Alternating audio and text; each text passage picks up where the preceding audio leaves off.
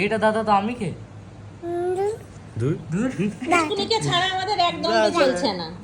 কখনো পুচকুনি আমার কাছে, আমি কখনো পুচকুনির কাছে।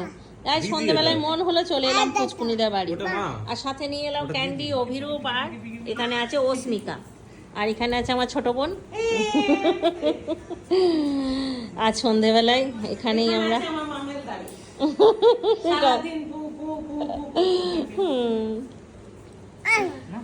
আর দিদি আসবে, ও গেছে পার্লার, এসে তারপরে ক্যান্ডি দিকে নিয়ে এখান থেকে চলে যাবে, আমরাও চলে যাব। বলে বাবালে পুচকুনি দেখো এখন কিন্তু ভিডিও করতে এক্সপার্ট হয়ে গেছে। হ্যাঁ হ্যাঁ,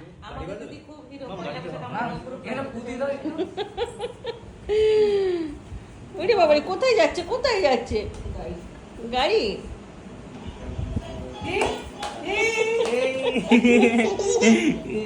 আবার ভাই চপ টপ নিয়ে হাজির হলো, এই দেখো।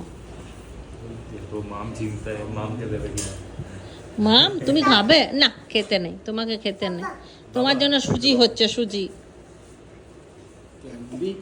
ক্যান্ডি।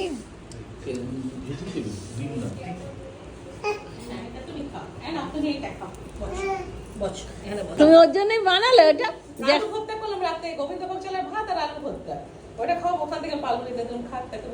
ওইটাতেই খুশি হো।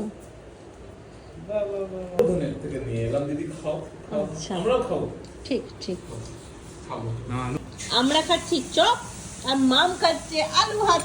বাবলি খাই দাও, খাই দাও, দাদাকে খাই দাও। উফ, হাতে উঠছেই না।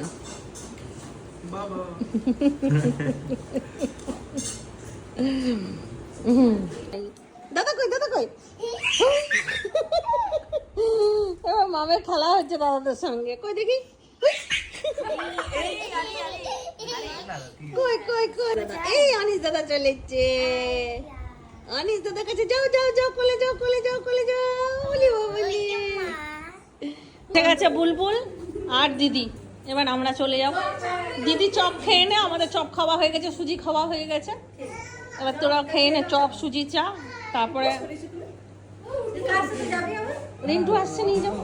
অনিস দাদা, ক্যান্ডি দাদা কোথায় গেল, কোথায় গেল?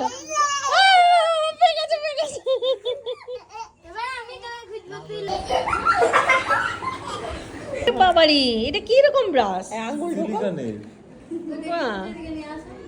মামের ব্রাশ। খুব খেলেছে, খুব খেলেছে।